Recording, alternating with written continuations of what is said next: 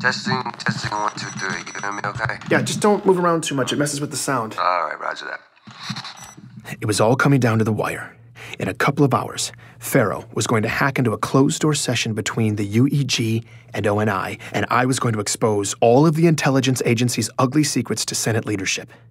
Having Petrosky remotely record his statement in advance like this was going to give me one less variable to worry about once we were in. But I was still waiting on final materials from Meshach. I hadn't heard from Pharaoh all day, and I was urgently trying to pull it all together. I was a wreck. Come on. Considering he was about to accuse ONI of atrocious human rights violations, Petrosky, on the other hand, seemed completely calm. He wanted to chit-chat about the chief. So, high treason. Yeah. Do you think that's for real? I guess. That's what people are saying. Can you stay sitting up like that, please? The Master Chief. Damn, that's gotta be a black guy for only PR, huh? You know, boots all across the military are gabbing like they're at a slumber party or something. 3 days ago, Pharaoh had leaked a suppressed incident report from an embassy in the outer colonies that had everyone in disbelief or disarray. Less than 24 hours later, Pharaoh dropped the real bomb, a security video from that same embassy, showing that everything in the report was true. The Master Chief had turned diplomatic peace talks into a shooting gallery that claimed 19 lives. The shock of that second leak immediately turned to outrage, polarizing everyone by the same familiar geography: the staunch patriots of Earth versus the dogged survivalists of the outer colonies. It was the same caustic regionalism that had far too recently defined us. And now those old ideologies were creeping back out, masquerading as opinions, angrily cracking open the scabs. Meanwhile, the Master Chief, the subject of my entire investigation, was now the most wanted man in the galaxy. I hadn't even had a chance to dig into any of it. You think he did it? What? Do you think the chief shot up that embassy on Biko? Maybe he finally went nuts. Maybe he thinks we're still fighting insurrectionist guerrillas or something. I don't know. But, man, working for the Covenant? Oh, that's a stretch, right? I don't know, man. I'm sorry. We just gotta lay this down. All right, roger that. We were running out of time, and I needed Petrosky to focus. I started recording. I asked him to introduce himself and tell the world about the Spartan program. And from then on, he was totally on point. So just say who you are, and then just go into it. Okay. I am Anthony Petrosky, retired trooper of the 105th ODST Division. I am testifying by my own free will, under no duress by any parties, and I wish to make the following statement. In April 2525, while serving on a detachment on the UNSC Atlas, I witnessed firsthand an incident involving a 12 to 13-year-old male who identified himself as John 117. He had extensive scarring on his torso, consistent with post-procedural scarring I've seen on recently inducted Spartans, and under orders from an ONI CPO, John killed 2 ODSTs and critically injured 2 others, in an attack that greatly exceeded natural human ability. He didn't stutter. He didn't stammer. His thoughts were clear as crystal, told with purpose, as if he'd been waiting his whole life to speak with this much conviction. After a grueling military career that took his left arm, Anthony Petrosky should have been rewarded with dignity and opportunity. Instead, he was one of countless veterans the government had left behind. But this was his moment, and he'd never sounded more alive. As he laid out his damning testimony about ONI's biological augmentations of children, I knew Pharaoh had been right. Petrosky's words would humanize this story and persuade even the most jaded senators to listen. I had exactly what I needed from Petrosky. I am testifying with absolute certainty that the speed, power, and coordination this person exhibited was categorically impossible without the benefit of a full battery of military-grade augmentations. Afterwards, the Office of Naval Intelligence, through our COs, issued an order of absolute suppression of all accounts of this incident. Through coercion, pressure being brought to bear, we were ordered to keep silent, to never speak of this publicly upon fear of court-martial. How's that? That okay? Yeah. That was amazing. I can't thank you enough. Yeah. All right. You give him hell. Now I was just praying Meshach would come through, Pharaoh would be able to bypass the most sophisticated security system in history, and I could get hacked into a meeting between the most powerful people alive. I needed a miracle, and I needed it to happen in the next 90 minutes. I'm Benjamin Dro, and this is Hunt the Truth.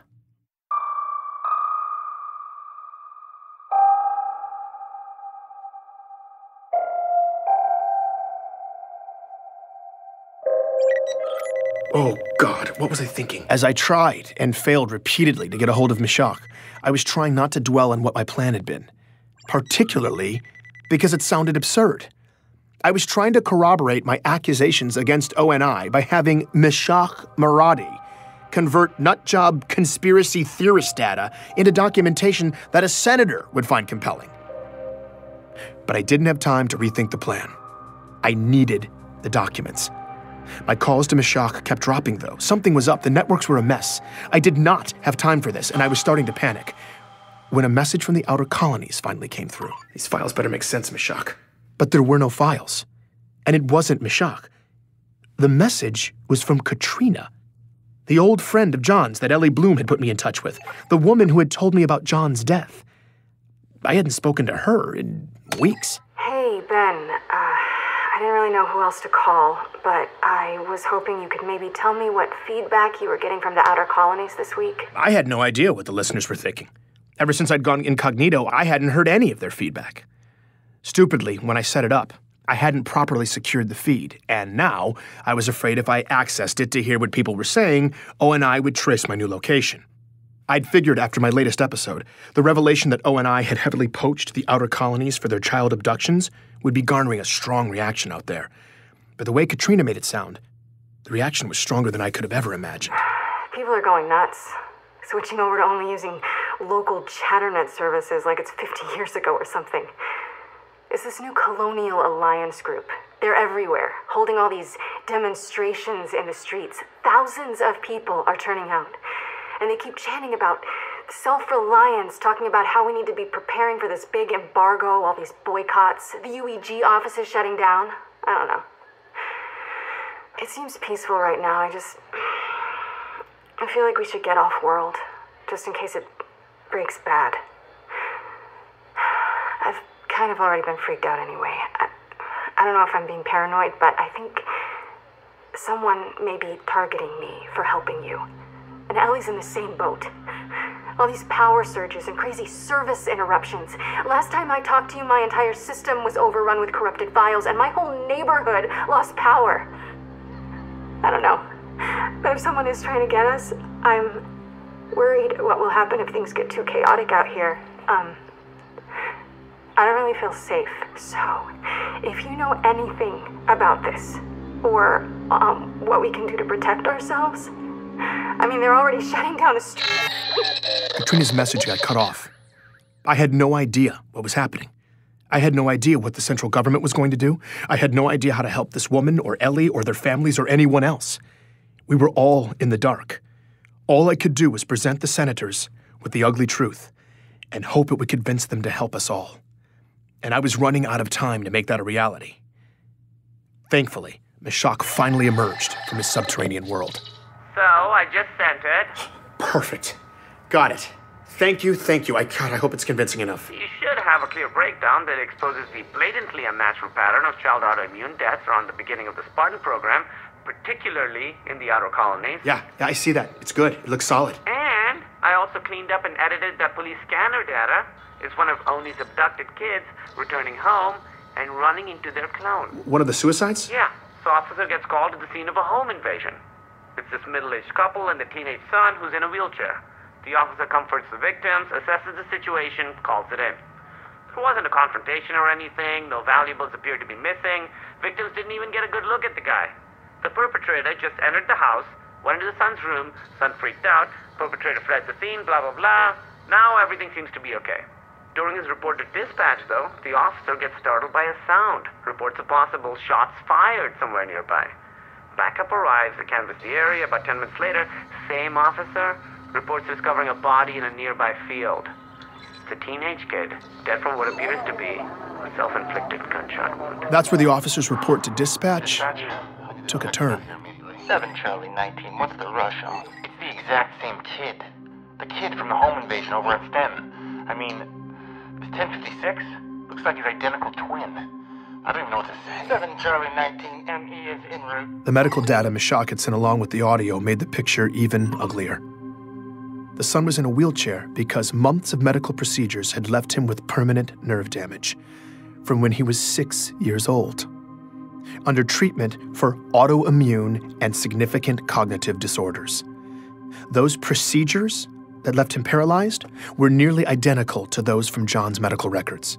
Before the survivors had been removed from the data, this boy had been one of the dots on Meshach's scattergraphs of likely clones. I didn't know what to say. So I realize it's messy. Whether you can use it or not, at least now you know.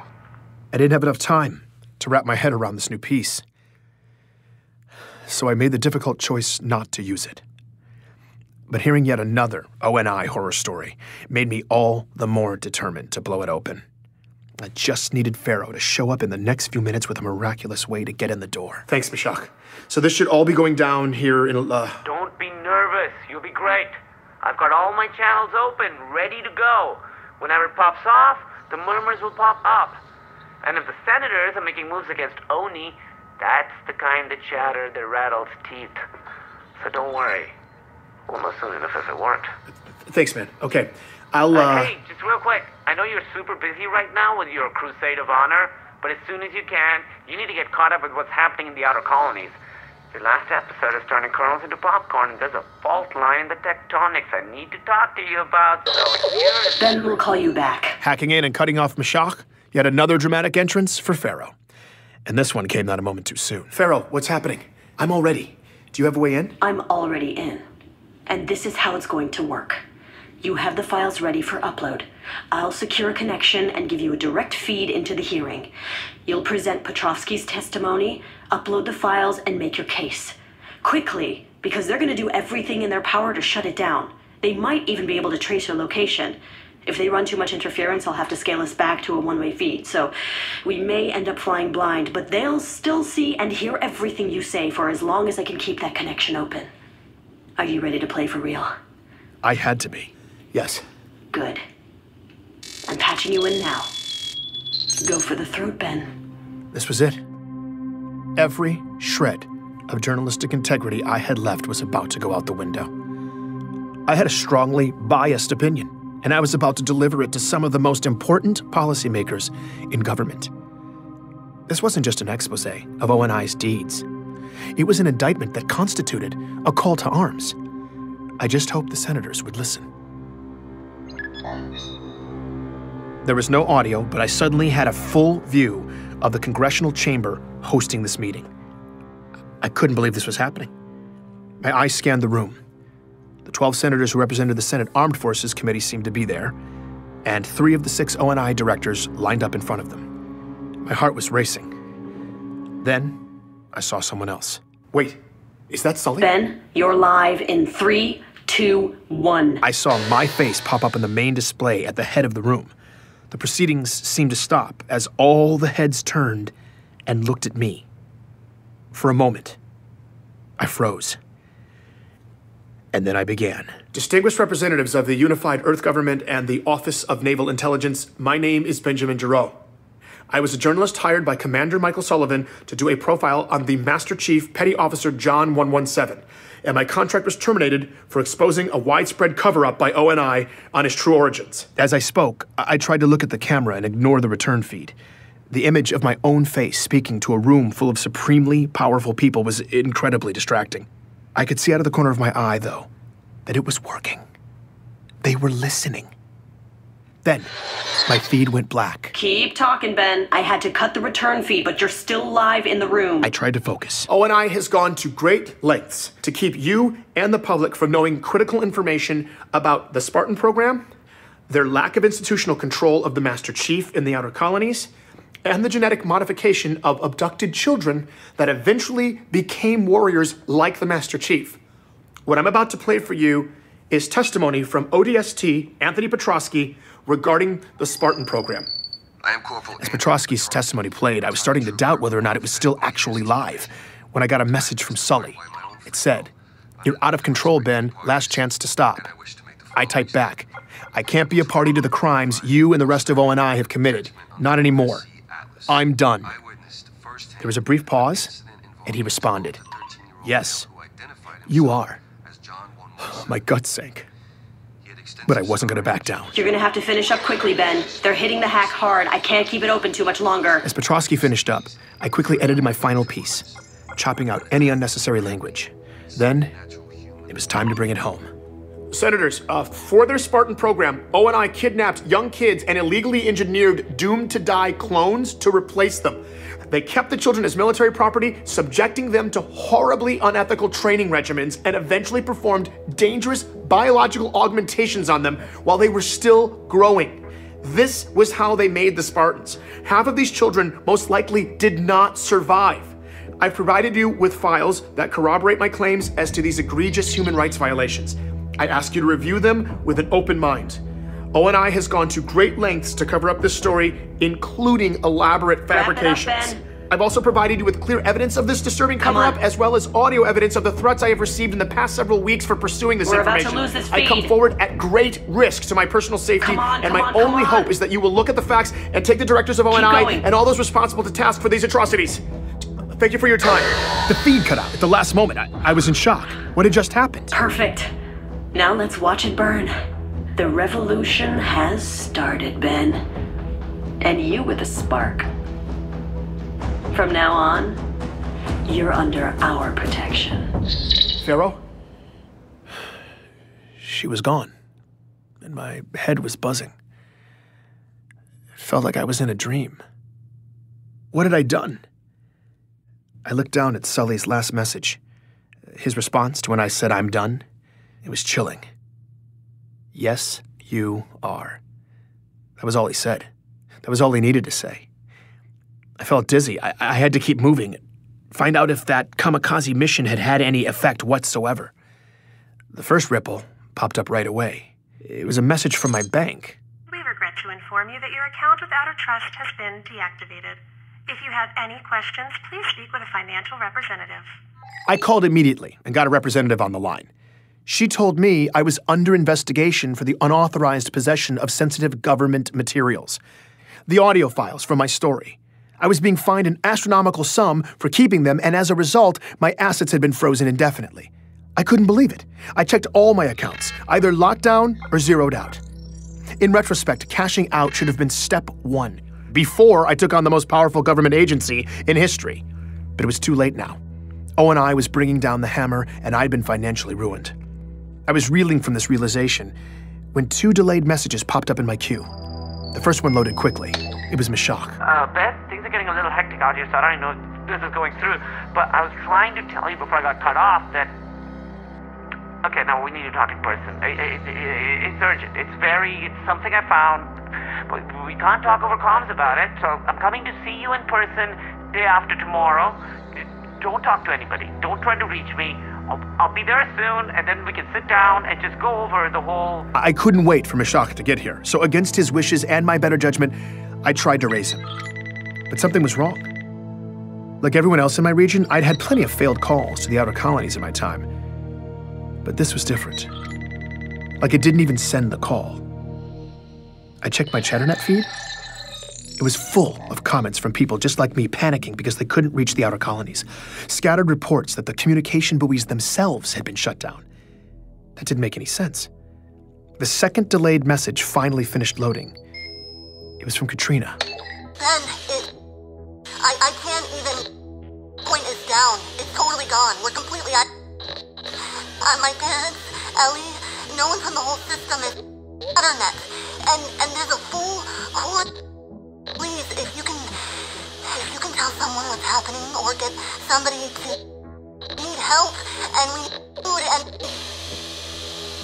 And then, silence. That was it. I couldn't get through again. No one from the inner colonies could. The outer colonies had been completely cut off. After years of O&I quietly committing atrocities from their high perch, it felt like their phantoms were finally in motion, shifting the landscape with unknown objectives. Somewhere out in the shadows, they'd created. I listened to Meshach's message again. I needed him to help me sort this out. The idea of sitting here, waiting in that darkness for him, scared the life out of me. I had to be patient. I just had to get through the next 48 hours. But he would never show up. That message was the last time I heard from Meshach Maradi. Please join me for the next episode of Hunt the Truth.